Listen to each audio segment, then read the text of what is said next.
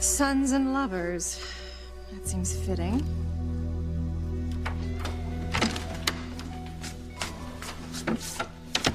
Oh. Ow. Bex and I need a little brandy break before we play Frisk the Prisoner.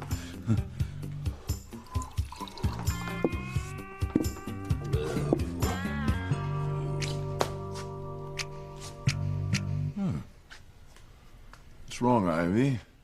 Can't sleep? No one to talk to, nowhere to go. Just take your brandy and leave me alone, Julian. Oh, but you already are alone, my soon-to-be ex-wife. You see, that's what happens when you mother a child out of wedlock and lie to your husband about it the entire length of your marriage. Here's to you, Ivy, the harlot of harmony.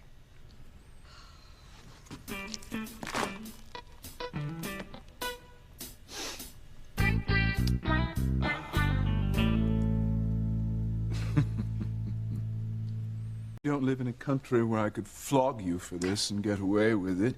Since I don't want you testifying in divorce court that I mistreated you, you're off the hook. Damn the ACLU. Wonderful. Then how about a refill? Get me! I should have shown you who's boss before we were married. Perhaps then you might have been a more beautiful wife and not abandoned my bed for Sam Bennett. Big talk for such a little man. You know, Julian, that if you ever laid a hand on me, I would put a knife through your heart. That arm action's going to come in handy when you're reduced to gutting fish at the packing plant for minimum wage. Oh, save the bravado, Julian. I see the fear in your eyes. No, fear, hardly. I wouldn't soil my hands on you. You had the Crane name. A name ladies the world over would die for, and you... Ladies? And what ladies are we talking about? Rebecca, who I know happens to be up in your bed? I wouldn't call her a lady, Julian. I would call her a whore. Perhaps, but she's my whore. P.S. Every good wife should be a bit of a whore in the bedroom to satisfy her husband. That's something you never did for me. Julian, what Rebecca does in bed isn't to satisfy you. It's to satisfy her own lust for power and money. No. Rebecca understands and respects me. She knows what I want, and she gives it to me. Oh, yes. She's giving it to you, all right. Rebecca's going to be the next Mrs. Crane. And what are you going to be, Ivy, the next Mrs. Bennett? I think not. From what I hear, Chief Sammy loves his wife. He has no interest in you or your son. So where does that leave you, Ivy? Hmm? I'd say out in the cold, pathetic, and alone forever. You're right, Julian. The people I thought were my friends are shunning me. Millicent and Nan and Brooke haven't returned my phone calls. And I haven't been invited to sit on their committees either.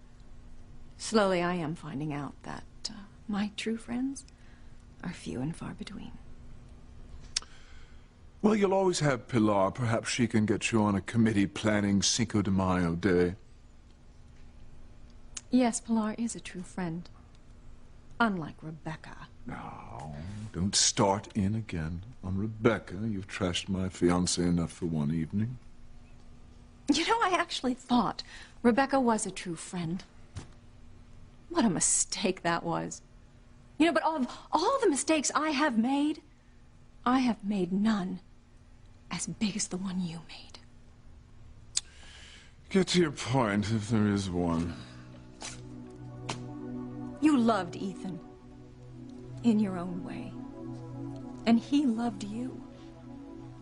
And now you pretend like he doesn't even exist. How despicable is that?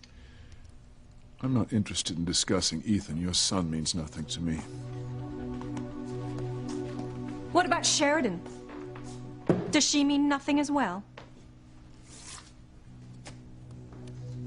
What is that supposed to mean? Sheridan is your sister. Your own flesh and blood, and yet you do everything in your power to destroy the one thing she wants, the one thing that could make her happy.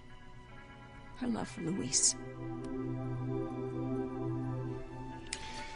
It's late, Ivy. Good night. What about your promise to your mother, Julian? Yes. I seem to recall that when we were first married, you told me that your mother, on her deathbed, asked you to always take care of Sheridan, to always look out for her, to be there for her. And what have you done, Julian? Look how you have taken care of Sheridan. Shame on you, Julian. Shame on you. How you can live with yourself is beyond me. I am so glad that I have my son.